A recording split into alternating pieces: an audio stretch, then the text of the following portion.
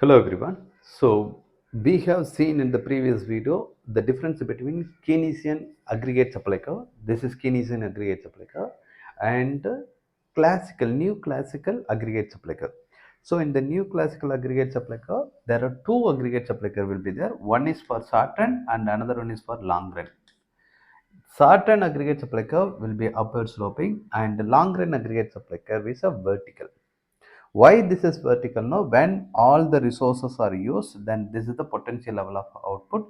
This is also said to be a natural rate of unemployment, or else you can say that full employment level of output. So many points you can point out this one, because new classical approach or monetarist approach, they are telling that because of the short-term fluctuation in the market, so automatically the problem will be solved. So now what are the problems? Two problems will be existing. So one is inflationary problem, second one is recessionary problem. See, in the Keynesian model, potential level of GDP will take place here, where this turning point is there. No, this portion is said to be a full employment level of GDP, this area. So if the aggregate demand and aggregate supply is intersecting at this point, then we can say that the economy is performing at a full employment level. See, if any equilibrium means aggregate demand and aggregate supply is intersecting point.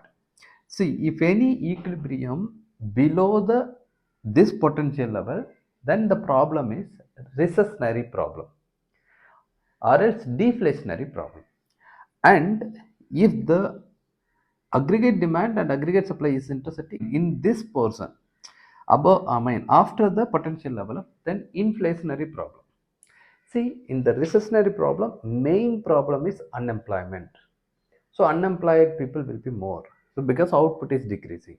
Meanwhile, in the reflationary problem or inflationary problem, main issues price level is increasing. That is the thing. So I'll show you.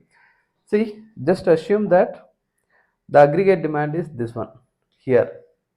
This is the aggregate demand, new aggregate demand, and aggregate demand is decreased. Just assume, and this AD1 and AS intersecting point is here. So this is said to be a Y1.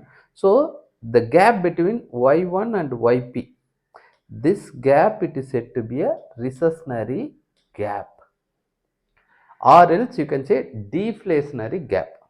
Okay, this is in case of Keynesian model. Similarly, in the case of new classical model, here LRAS is there, short run aggregate supply is there, and we are adding long run aggregate demand. So if aggregate demand is here, this one is aggregate demand. Remember, short run aggregate supply, aggregate demand, intersecting point it is said to be equilibrium level.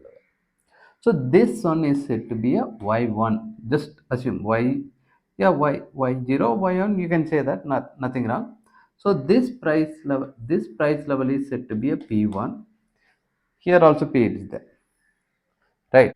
And this price level is said to be a P1. Okay, so AD and SRAS intersecting point is here. This is general equilibrium in the short run.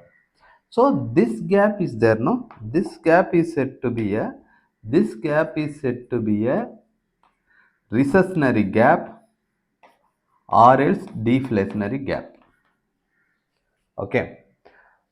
And similarly, inflationary gap will take place.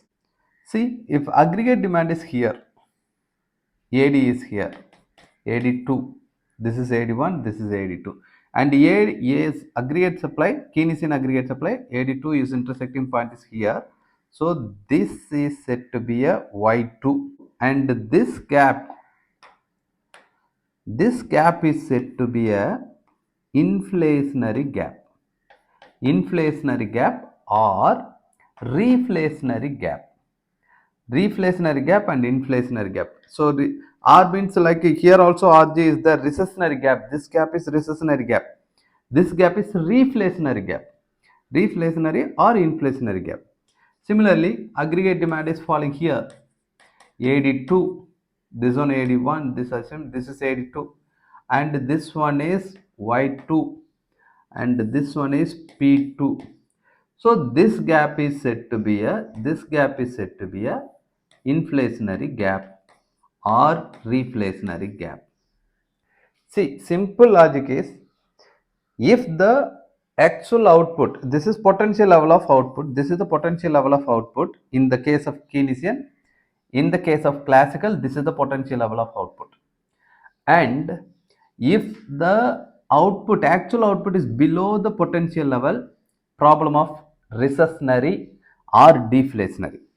Below the potential, here also below the potential, problem of recessionary or deflationary. Above the potential, the problem of price stability.